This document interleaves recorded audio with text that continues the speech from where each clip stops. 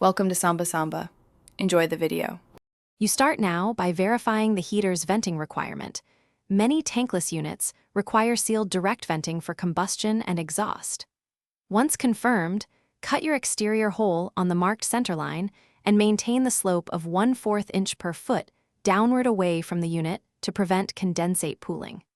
Make the first mechanical connection to the unit's exhaust collar using the proper adapter. Tighten fasteners evenly and seal joints with manufacturer-approved high-temperature sealant so the pathway is airtight.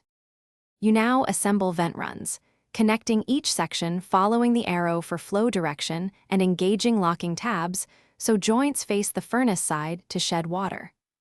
Once done, support the pipe at 3 to 4 foot intervals and keep required clearances from combustible materials.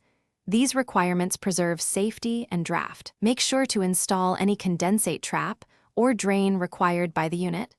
Routing it to an appropriate drain point with continuous slope prevents corrosion and exhaust blockage over time.